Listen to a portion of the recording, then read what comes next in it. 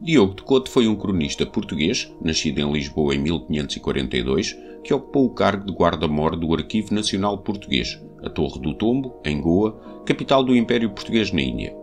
Embora os seus escritos apenas tenham sido impressos no século XVIII, quase 200 anos depois da sua morte, Diogo de Coto é dos escritores mais rigorosos e mais rico em nomes e factos da época, e consegue entrar na vida social e privada de uma forma que muitos dos melhores modernos não conseguem. Em 1569 encontrou na ilha de Moçambique Luís Vaz de Camões, que se encontrava com dívidas e sem dinheiro para regressar a Portugal, e foi com a ajuda de Diogo que o mais conhecido poeta da língua portuguesa pôde regressar a Lisboa para apresentar a sua obra Os Lusíadas. Diogo de Coto escreveu posteriormente: "Se o oceano fosse uma estrada, estaria toda calçada de ossos de portugueses, perdidos em tão perigosa viagem." Nesta série de vídeos, vamos ouvir os seus relatos em décadas da Ásia, acerca dos feitos que os portugueses fizeram na conquista e descobrimento de mares e terras do Oriente. Os acontecimentos narrados por Diogo de Coto neste capítulo são passados na Índia Portuguesa, no ano de 1526, altura em que era governador o muito contestado e impopular Lopo Vaz Sampaio, que recebeu um pedido de ajuda do rei da Cota, atual Sri Lanka, aliado dos portugueses, pois estava a ser cercado por uma coligação do seu irmão Madune e do Samorim de Calcute, apoiados por embarcações mamelucas do atual Egito para tomarem o seu reino. Lopo Vaz enviou o fidalgo português Martim Afonso de Melo Jusarte, capitão de uma armada de 13 navios e 400 homens, em seu auxílio, para combater os rumes, que era o nome dado pelos portugueses para se referirem aos otomanos e aos mamelucos.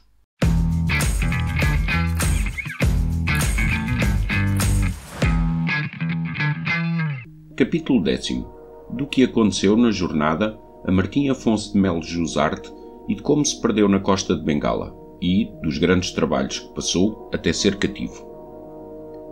Com todos os que no cabo do verão partiram para fora, temos continuado somente com Martim Afonso de Melo, que guardámos para este lugar por não contarmos as suas coisas por pedaços. Partido este capitão de Goa, foi tomar a ilha de Ceilão, como levava por regimento, para socorrer àquele rei da Cota, que estava já desapressado da armada de Calcute, porque tanto que teve rebate da nossa, e logo se recolheu. E o Madume levantou o cerco que tinha posto ao irmão.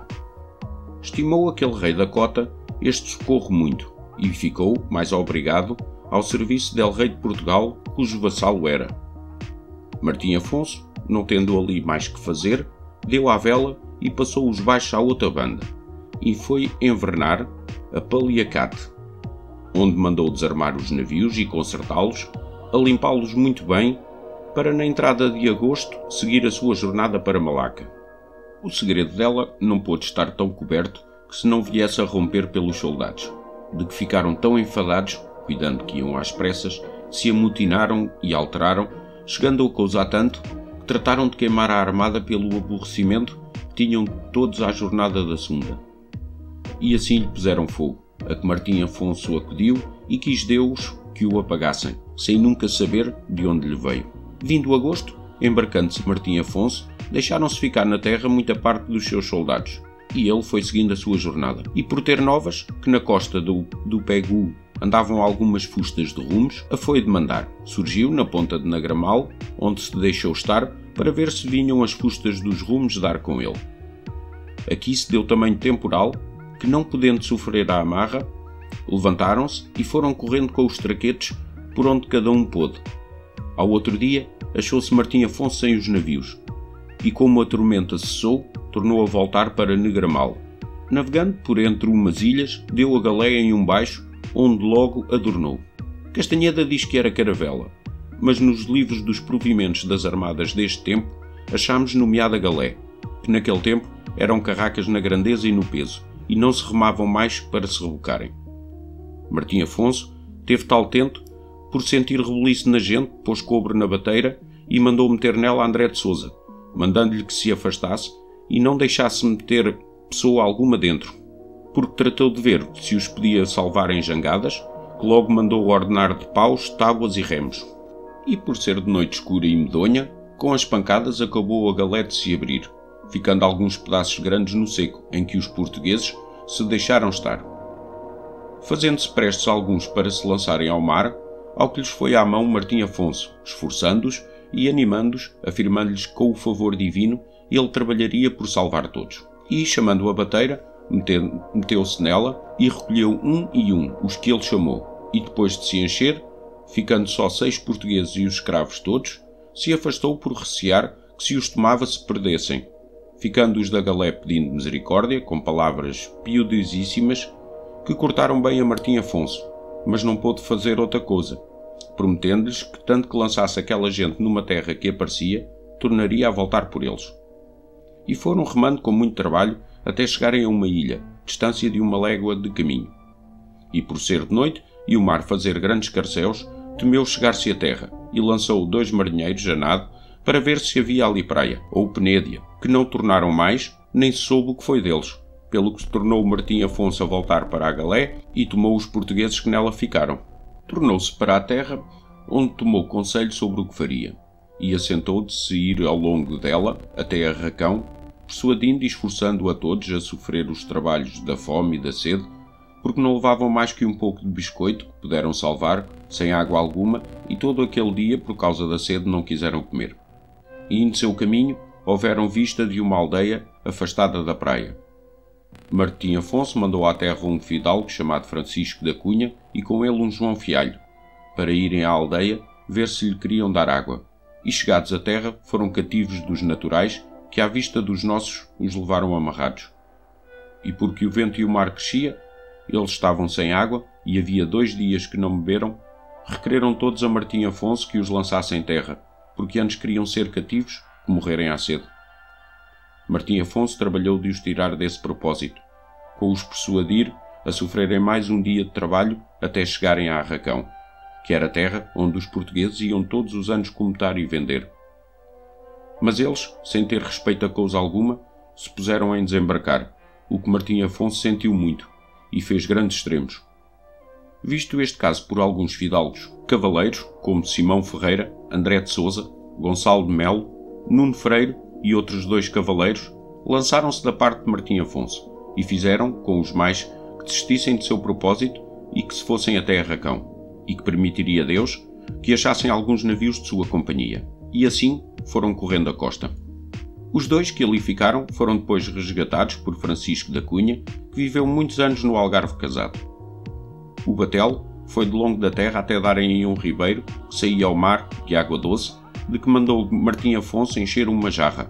ao que foram Diogo Pires Dessa e Nuno Fernandes Freire, com outros 2 companheiros, porque Martim Afonso sempre se guardou de chegar à terra, porque não se saíssem todos pelo risco a que se poriam. Ali foi ter com eles o negro dos naturais, com uma panela pequena de arroz cozido que lhe resgataram, com que se recolheram para a embarcação, onde se repartiu por todos. Mas como eram perto de 60 pessoas, coube a cada um o seu bocado. E com esse pouco biscoito que tinham, como tiveram água, ficaram satisfeitos, e foram seu caminho com provisão na jarra, que era pequena, de que se não dava mais ração, que quanto se podia molhar o paladar 3 vezes ao dia. Com esses trabalhos, chegaram a Arracão e tomaram 2 ilhéus que estavam à entrada, onde acharam logo na praia 2 sacos de biscoito todo molhado e um caixão com alguns guingões dentro, e parecendo-lhes que seria de alguns navios de sua companhia. Nestes ilhéus acharam água ruim e salobra e umas favas como as nossas, umas verdes e outras secas, de que alguns comeram, e no mesmo instante se lhes deu umas desinterias, a que na Índia chamam corruptamente murdechim, havendo-se chamar morxis, e a que os arábios chamam de sachaissa, que é aquilo que Rafis chama saída, que é um mal que em 24 horas mata, cujos efeitos são ficar logo o pulso submerso, muito delgado com um suor frio, com grande incêndio por dentro e sede grandíssima, os olhos muito sumidos, grandes vômitos, enfim, deixa a virtude natural tão derribada que parece um homem morto, como todos os que comeram as favas ficaram. Martim Afonso acudiu a este negócio, defendendo aos outros que não as comessem, e porque não havia com que remediar os pacientes, ficaram deitados por essa praia, esperando pela hora em que expirassem. Martim Afonso, anojado de ver 10 ou 12 companheiros naquele estado, sem lhes poder valer, toda a noite passeou, e o mesmo fizeram os chãos.